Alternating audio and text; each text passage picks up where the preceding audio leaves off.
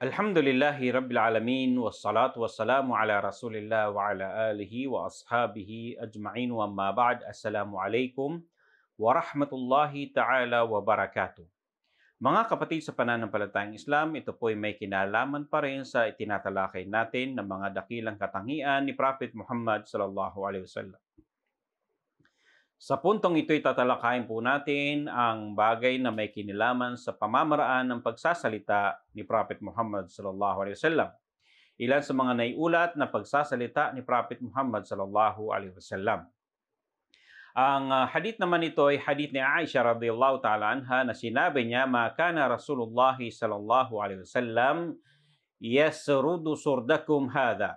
Walakinnahu kana yatakallamu bikalamin bayyinin faslin yahfazuhu man jalasa ilayhi." Ang sabi ni Aisha radhiyallahu ta'ala anha kung saan ang propeta sallallahu alaihi wasallam ay hindi nagsasalita ng sunod-sunod na mabilis.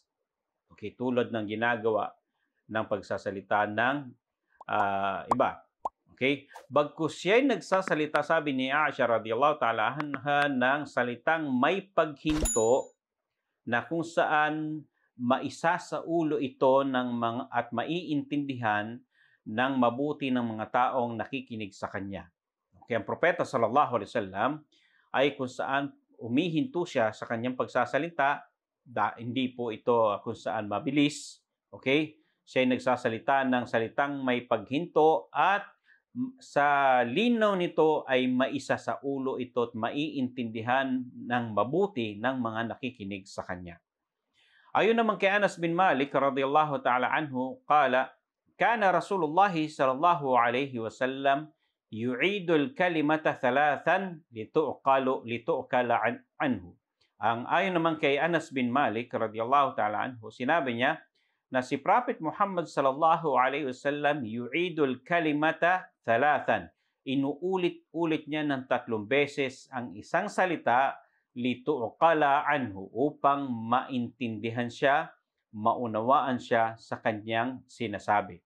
At ganoon din po, minsan po ang propeta sallallahu alaihi wasallam kapag siya'y nagbibigay ng khutbah ay tumataas ang kanyang boses, namumula ang kanyang mukha.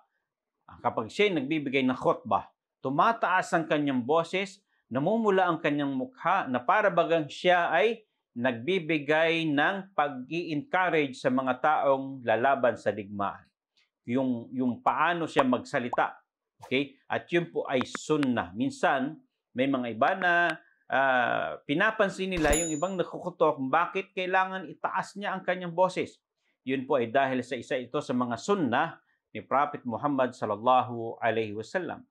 Ngunit kapag nagsasalita naman sa tinatawag na muhadara, nagbibigay ng aral ang propeta sallallahu alaihi wasallam sa kanyang mga sahaba, ay kung saan napakalinaw, pinipili niya ang kanyang mga salita na kung saan mga buo ang mga jawami'ul kalim, ang kanyang mga salita ay malaman kahit maiksi, ay malaman at malawak at mas malalim na ang dalang mensahe nito.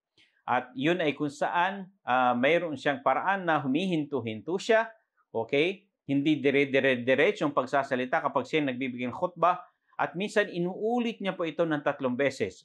Ang purpose nito, ang bawat salita ng propeta ay yan yung tinatawag na revelasyon, wahi, na kailangan maintindihan ng mga nakikinig sa kanya.